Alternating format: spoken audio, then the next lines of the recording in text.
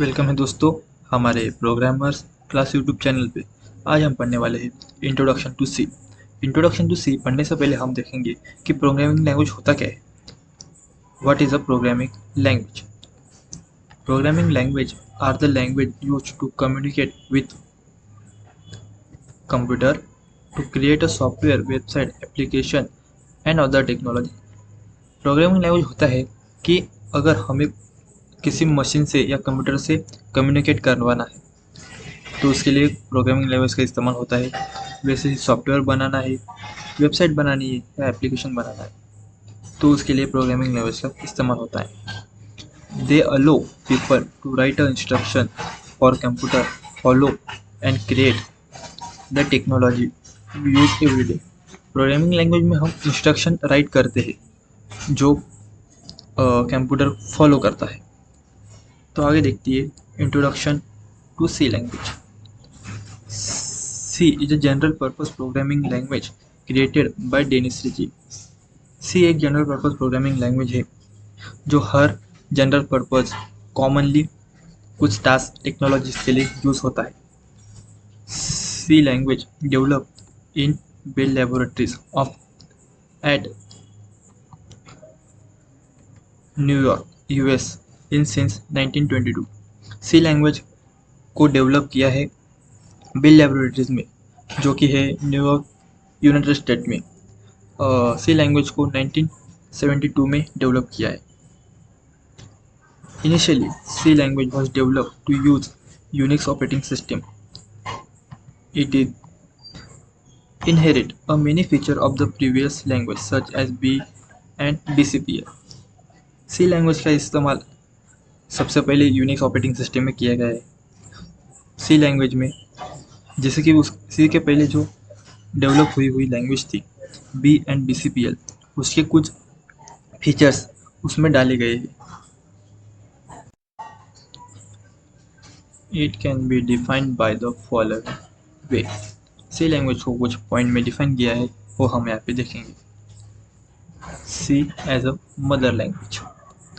C language considered as a mother language of the modern programming language because most of the compiler, JVM, kernel, etc. are written in the C language, and most of the programming languages follow the C syntax, for example C++, Java, etc। C language को mother language भी कहा जाता है क्योंकि जो ज़्यादा करके compiler से जावा का जेवीएम है, वैसे ही ऑपरेटिंग सिस्टम का कर्नल है, उसके जो कोडिंग है वो सी लैंग्वेज में की गई है। और ज़्यादा करके जैसे कि C++, जावा, इनका जो सिंटैक्स है वो सी से मैच करता है। C as a system programming language. System programming language is use to create the system software. C language is a system programming language because it can use to do low level programming language, for example driver and kernel। System programming language C को कहा जाता है क्योंकि जो system software है उसके लिए सी का ज़्यादातर यूज़ करते हैं। वैसे ही उसको लो लेवल प्रोग्रामिंग लैंग्वेज भी बोला जाता है क्योंकि ड्राइवर और कर्नल बनाने के लिए लो लेवल प्रोग्रामिंग लैंग्वेज का इस्तेमाल होता है और वहाँ पे सी का यूज़ करते हैं।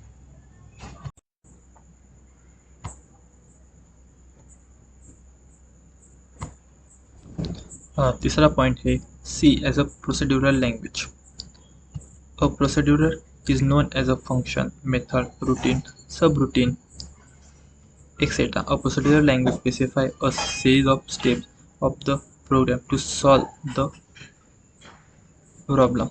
अगर कोई प्रॉब्लम है और हो अगर हम सी लैंग्वेज में सॉल्व कर रहे हैं तो उसमें फंक्शन, मेथड, रूटीन, सब रूटीन का इस्तेमाल किया जाता है। वैसे ही सी लैंग्वेज का जो प्रॉब्लम सॉल्विंग है वो स्टेप बाय स्टेप होता है। C structure programming language. A structure programming language is a subset of the procedural language। Structure means break a program into parts of blocks so that it may be easy to understand.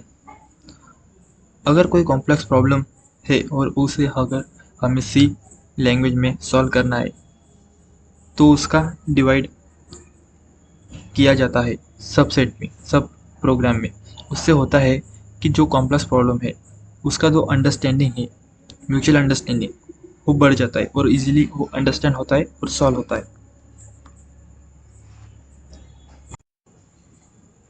आखिरी और important point है C as a mid level programming language. C is considered as a middle level language because it supports the feature of both low level and mid level programming language. C को mid level programming language भी कहा जाता है क्योंकि यह support करता है low level and high level language के फीचर्स को. लो लेवल का मतलब होता है कि जो अंडरस्टैंडिंग में कॉम्प्लेक्स हो और जो मशीन्स को सपोर्ट करता हो, और हाई लेवल का मीनिंग है जो अंडरस्टैंडिंग में इजी हो और मशीन्स को सपोर्ट ना करता हो.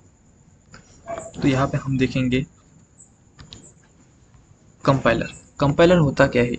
जो अपने high level, low level language होती है उसको ट्रांसफ़र करता है मशीन लैंग्वेज में, क्योंकि जो सोर्स कोड है वो सिर्फ ह्यूमन रीडेबल होता है, वो मशीन्स को समझता नहीं है.